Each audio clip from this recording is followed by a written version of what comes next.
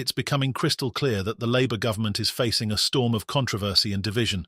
Just yesterday, we shared a video of Keir Starmer being confronted by angry members of the public at the races in Doncaster. Now, we have explosive footage of Labour MPs being shamed and thrown out of a pub by locals. Before we dive into the video, make sure to hit the like and subscribe button to join our fast-growing community. Yesterday, it was Keir Starmer, and today, it's more Labour MPs getting a taste of the British public's anger. In this shocking clip, MPs were met with boos from pub-goers as they slammed the use of flats to house migrants and the cancellation of the winter fuel allowance. The video shows MP for Aldershot, Alex Baker, being confronted by locals who shouted, "Help our people first and our pensioners." Others called her a traitor as she walked with her family to sit down for lunch. Check it out. Help our people first.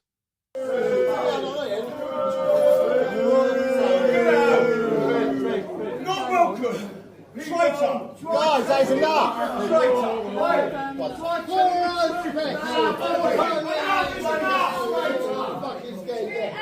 Rushmore people first! And our pensioners! Following the incident, the MP said she will not be intimidated. She wrote, "It's disappointing some people feel it's okay to behave like this, especially when they see me out for lunch with my young family. I'll always be ready to discuss the issues that matter most to my neighbours, but this behaviour gets us nowhere, and I will not be intimidated." This comes after leaked Home Office correspondence with Rushmore Borough Council revealed that plans to fill a development in Farnborough with 350 asylum seekers were authorised on May 25th.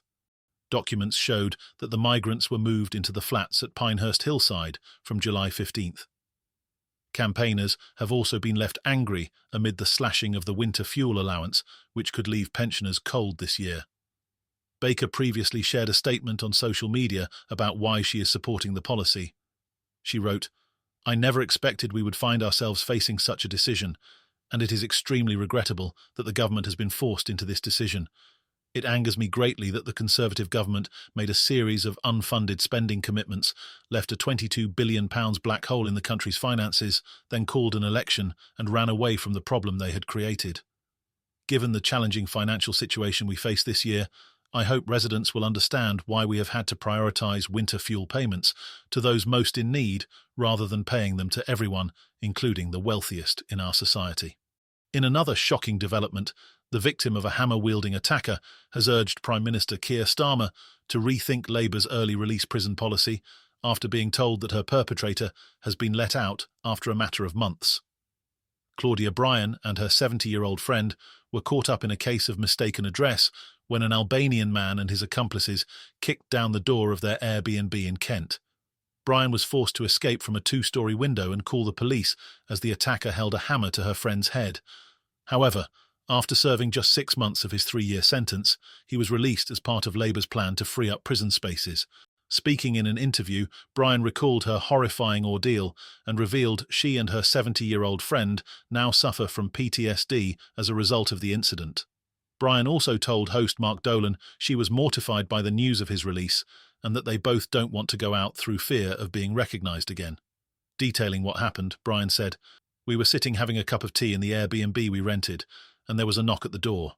I went to the door, did not open the door, and this voice said to me that he was looking for an Adrian. I said that I don't know any Adrian, and that it was just myself and my female friend there. He proceeded to kick the door in. He came in with 2 other gentlemen with a dog, and they held a hammer over my 70-year-old friend's head, threatening to kill us." When asked by Mark how quickly the police responded to her call, Bryan said they did not arrive for 30 minutes, and it was only thanks to a neighbour who took down the registration plate of the getaway car that the police were able to catch the attacker. Opening up to Mark about the terrifying impact the attack has had on them both, Bryan said, "It has been awful. Both of us have suffered PTSD. We find ourselves being extremely nervous, particularly my 70-year-old friend. She has nightmares. We've been staying together since, and I've been looking after her, and she wakes up screaming. We honestly believed that day they were going to kill us." Expressing concern for their safety following his release, Bryan said the officer who broke the news informed her that he was released in the area where we live, but is on licence and is wearing a tag.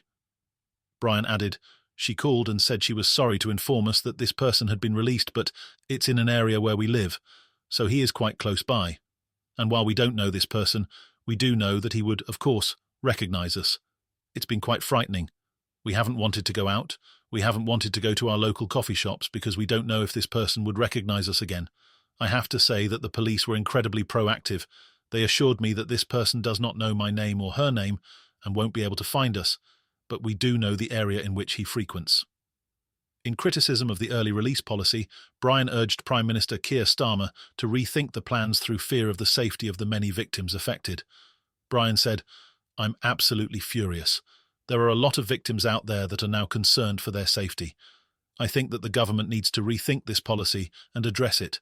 I feel that the government doesn't realise women like ourselves and other victims when you release these sorts of people back onto the streets. I am confident that this person will do it again, and I'm also confident that they probably might hurt somebody the next time."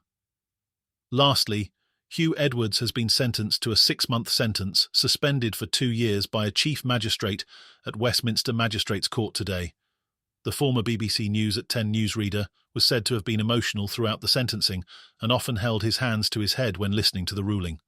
Paul Goldspring, chief magistrate, said while delivering his sentence, "Perhaps it does not need saying that you are of previous good character, having enjoyed a very successful career in the media.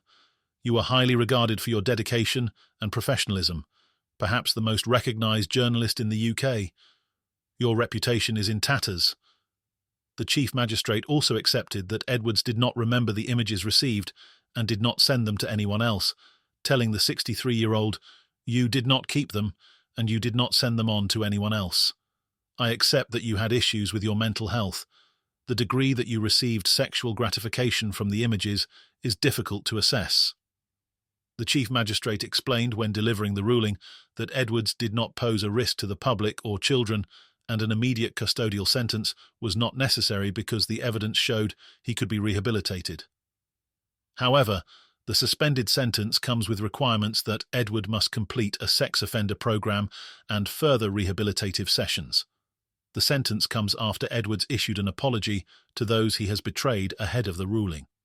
Defence barrister Philip Evans KC said the newsreader was truly sorry for how he has damaged his family and his loved ones, and for committing the offences.